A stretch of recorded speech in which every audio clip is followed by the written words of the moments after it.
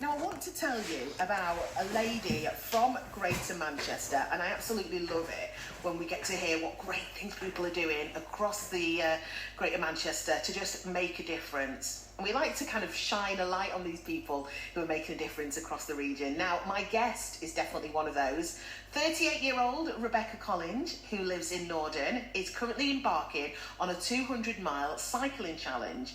It's to raise awareness of HG, which is an extreme sickness suffered by thousands of pregnant women, including the Princess of Wales.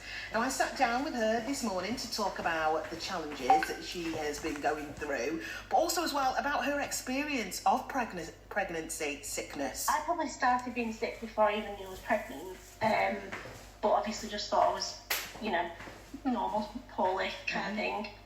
But my symptoms lasted all the way through my pregnancy, so I was sick up to 10 times a day, pretty much every day through the whole 9 months of being pregnant. Sometimes it does stop after like 20 weeks or 24 weeks, but I mean, it's still pretty bad. There was loads of foods I couldn't eat, basically, and then I had things like heart palpitations. Sometimes I was short of breath. All these things are because I was just really dehydrated. Because that was the other thing, like water was a massive trigger. Like I would, be properly sick if I drank any water whatsoever. And then also there's like smells and stuff that would make you, also trigger sickness. Some days it was, right, I'm being sick, but I can carry on. Other days it was, I've just got to lie on the sofa, and every time I move, I'm just going to be sick. So yeah, it was quite extreme, really. There was good days and there was bad days, but the good days were, I've only been sick a couple of times today, so, that's not too bad. I basically survived off Lucozade and mints. So I'd suck on mints to stop the nausea. If I was in like work or whatever. I'm trying to put myself in that situation of being sick 10 times a day. Did that limit you from, or did you want to go out? Because I would be thinking, no, what if I'm sick when I'm out, if I'm socialising? How did that make you feel from that point of view? Yeah, exactly. No, it was very limiting. There was a lot of times where I had to cancel plans because I was just like, today I can't get off the sofa, I'm just too poorly today. And there was lots of times where it's like, right, well, this is where we're going. I need to know where the toilets are.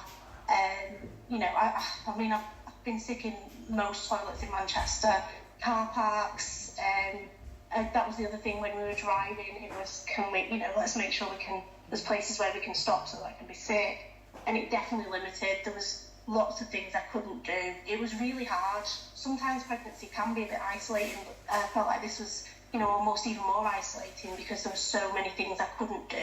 And actually, the lack of understanding from people, and genuinely, I didn't know what this was before I had it. So the lack of understanding of people around me was, it kind of didn't help with that situation, if you like. From a baby point of view, that you've got a miracle happening inside you, it's supposed to be one of the most exciting times of your life, but was that added pressure on you thinking, right, if I'm not getting the nutrients that I need, if I'm only drinking Lucozade and having mints and there's certain foods and cravings that I can't have, was there that fear that your baby might be a low weight or maybe smaller than expected?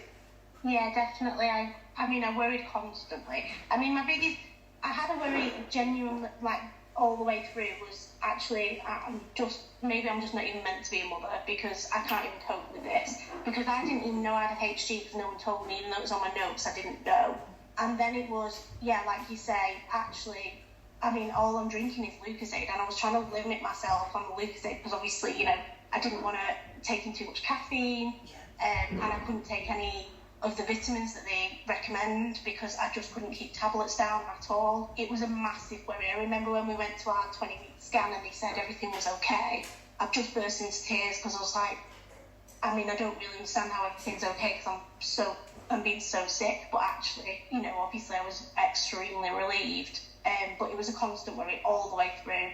Up until the moment I gave birth, I was like, I just don't understand how there's not anything seriously wrong with my baby, which there wasn't. He was absolutely perfect, but I don't really know how, but that's the miracle, isn't it? That is me in conversation with Rebecca Collinge, and you can hear the second part of our chat a little bit later on here on BBC Radio Manchester. Let's return back to my chat with Rebecca Collinge. She is embarking on an incredible 200-mile cycling challenge to raise awareness of HG. That is an extreme sickness that's suffered by thousands of pregnant women, including the Princess of Wales. Now, I started this part of our conversation by asking Rebecca about the Pregnancy Sickness Support Charity. This is an organisation that supported her through some of her really difficult times. They offer peer support. You get matched up with one other person who's been through it. So I'll be matched up with another lady who's going through HG, and then I'm just there with the phone, so via WhatsApp or voice messages, or even you can ring if you want, just at any point of the day, just to ask questions or see if it's normal, and then we can provide advice as well, and the charity can provide advice on sort of medications, because that's the big thing is GPs are always reluctant to prescribe any medication because it's just not well understood. So we can provide a bit of support, and I suppose having that support behind you, being armed with that research and that knowledge of being like, no, actually I can have this stuff, that helps. So yeah, we're just an army of people behind the scenes just trying to sort of help people get through it and understand what they can have support-wise. And what you're trying to do at the minute is what you are doing, because you're nearly at the end of it, is raise awareness by doing a 40-day challenge. Talk us through what it is that you've been doing, if you can, Rebecca.